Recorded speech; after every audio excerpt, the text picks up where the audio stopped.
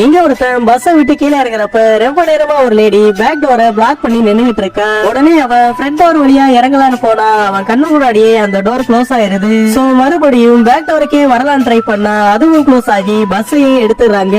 ஒரு வழியா அவன் மேனேஜ் பண்ணி பஸ் விட்டு கீழே இறங்கிறான். பார்த்தா கீழே இறங்கினதுமே மழை பெய்ய ஆரம்பிக்குது. லக்கிலி பஸ் ஸ்டாப்ல யாரோ கொடைய மறந்து வெட்டிட்டு போயிருப்பாங்க. ஆனா அதை எடுத்ததுக்கு அப்புறம் தான் அது உடஞ்சிருக்குன்னு தெரியுது. சோ அவனை தூக்கி போட்டுட்டு பக்கத்துல இருக்க தார்பாய் கீழே போய் நின்னுக்கிறான். பார்த்தா அவன் நேரத்துக்கு அதுலயும் ஓட்ட விழுந்து தண்ணி எல்லாம் அவன் தலையில கொட்டிடுது. அதுக்கப்புறமா அவன் அந்த ஓட்ட கொடைய வச்சுக்கிட்டு வீட்டை பார்த்து நடக்க ஆரம்பிக்கிறான். அப்ப கால் ஸ்லிப் ஆகி அவன் கீழே விழ போக அவன் ஒரு பக்கம் செருப்பு ஒரு பக்கம் போயிருது. அதே நேரத்துல பின்னாடி ஒரு பொண்ணு வர அவன் அந்த பொண்ணு கிட்ட செருப்பு அவன் பக்கமா எத்தி விட சொல்றான். பார்த்தா அவன் எத்தனை செருப்பு பறந்து போய் நடு ரோட்ல விழுந்துருது. ஒரு வழியா அதை எடுத்துக்கிட்டு அவன் அபார்ட்மெண்ட்டுக்கு வந்து சேர்ந்தவன் அந்த கொடைய உடக்கலாம் ட்ரை பண்ணா அதை அவன் கைய கட் பண்ணிடுது. இதனால கடுப்பானவன் அந்த கொடைய தூக்கி போட்டு ஆக்ரோஷமா மிதிக்க ஆரம்பிக்கிறான்.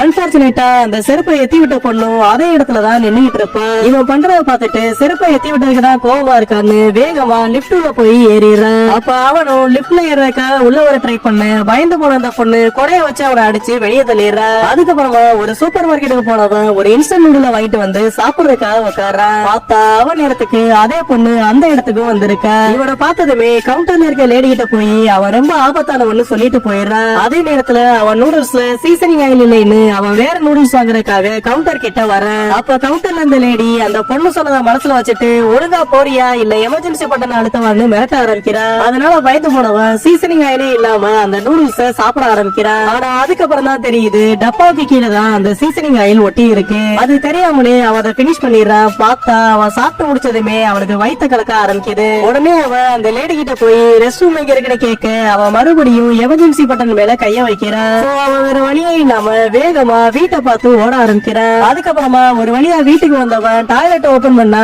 உள்ள அவன் அப்பா உட்காந்துருக்காரு. உடனே அவன் அப்பா கதவு முடியற அவன் நிறுத்தாம அவரை வெளியே வர சொல்லி கத்திக்கிட்டே இருக்கான். இதனால கடுப்பானவரு வெளியே வந்து அவன் என்ன சொன்னானே கேட்காம அவன் சட்டையை பிடிச்சு சண்டை போட ஆரம்பிக்கிறாரு. அப்ப அவனும் எவ்வளவோ ட்ரை பண்ணி பாக்குறான். ஆனா கடைசியில